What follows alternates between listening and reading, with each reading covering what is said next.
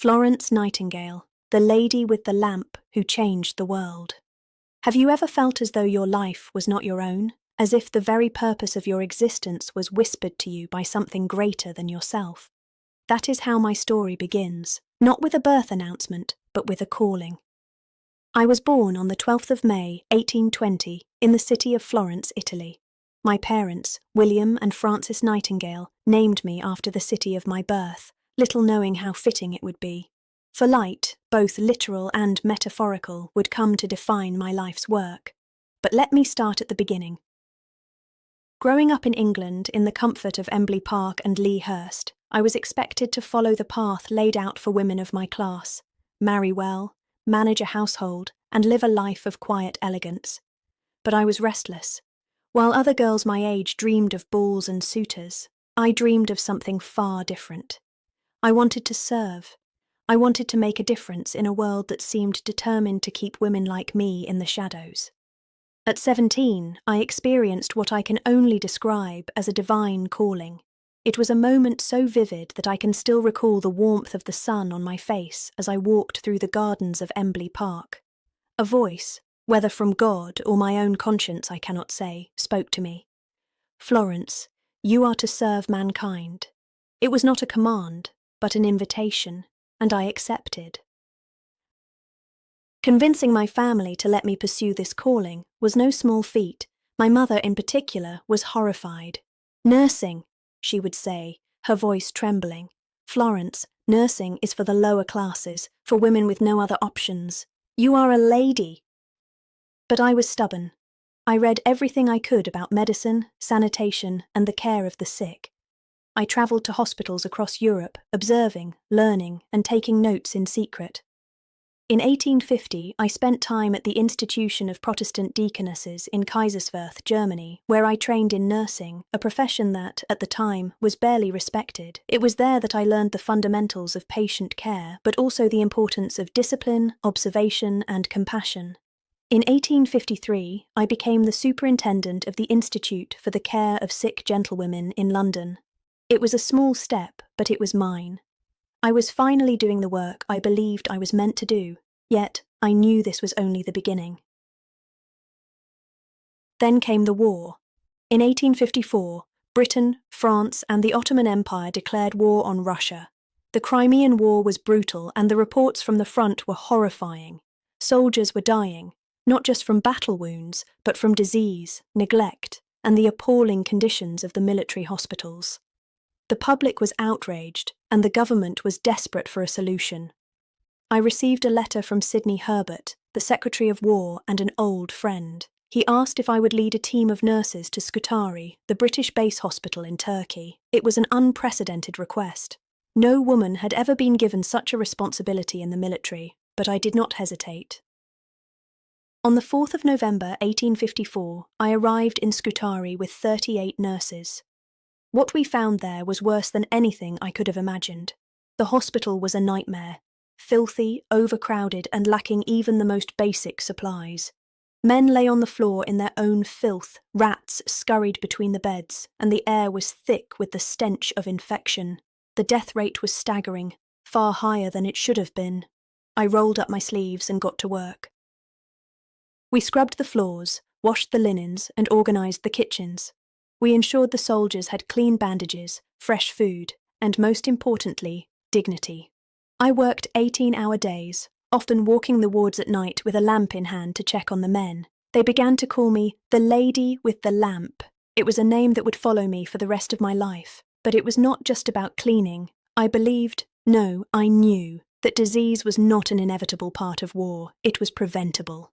I kept meticulous records, tracking the causes of death and the conditions of the hospital.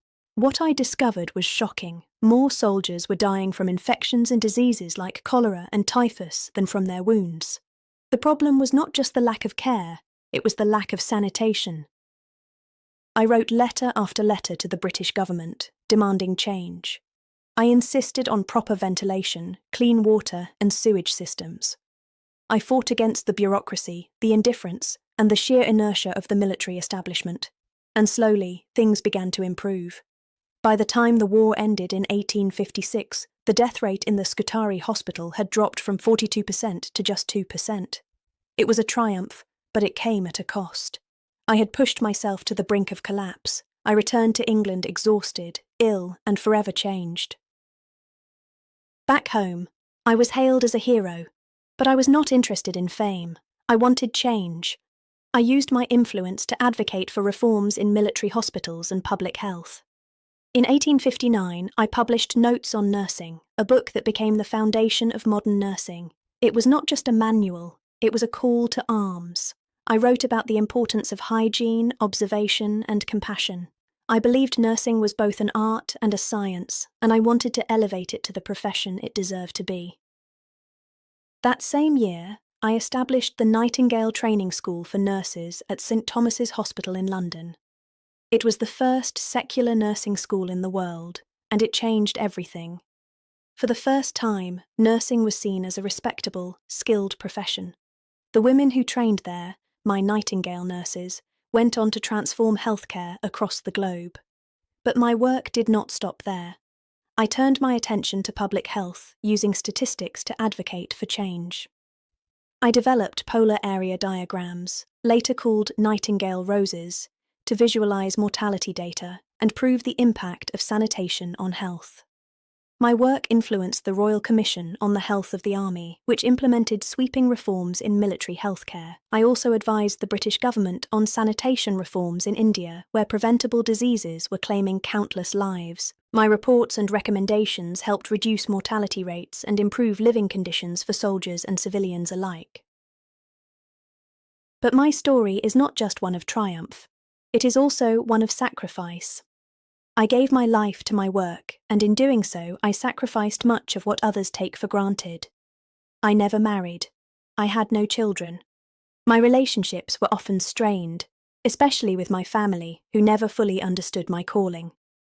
I also suffered from chronic illness, likely a result of the strain I put on my body during the war. For much of my later life, I was bedridden, yet I continued to work. I wrote letters, advised governments, and mentored nurses from my sickbed. Some called me a martyr, but I saw it differently. I was simply doing what I was meant to do. Now, as I sit here in my 90th year, I often reflect on the journey that brought me to this moment. I think about the soldiers in Scutari, the nurses I trained, and the countless lives that have been saved because of the changes I helped bring about. But I also think about the work that remains. After my death, it was learned that many of my ideas about sanitation and hygiene were even more critical than I realized. The discovery of germs and the development of antibiotics would later prove that cleanliness was not just important, it was essential. I wish I could have known then what you know now, but I take comfort in knowing that my work laid the foundation for these discoveries. I also think about the women who came after me. Women like Mary Seacole, who faced even greater barriers because of the colour of her skin and yet still made her mark on history. I wish I had done more to advocate for her and others like her. The fight for equality in healthcare is far from over. So, what is my message to you, dear friend? It is this: never underestimate the power of one person to make a difference. I was just a woman with a lamp, a stubborn spirit, and a belief in the power of change. But that was enough. If you take nothing else from my story, take this.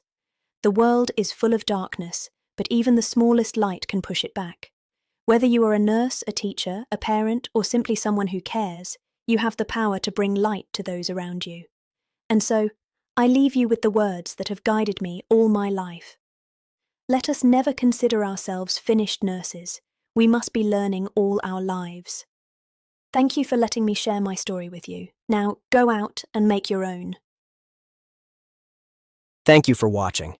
While the goal of Unbound American Stories is to share the stories of American heroes, we will at times also highlight the lives and accomplishments of heroes from around the world. Today's hero is part of our Champions of Health from Around the World series. In this series, we present our hero in the words we imagine that they might have said, and in a voice that we imagine might have been similar to their actual voice. If you enjoyed this episode and want to learn about other forgotten or underappreciated heroes, please like the video and subscribe to the channel. Who should we uncover next? Did we miss an important fact? Did we get something wrong? Do you know more about today's hero that you would like to share? Let us know in the comments. Thank you for watching, and until next time, keep the flame of curiosity alive.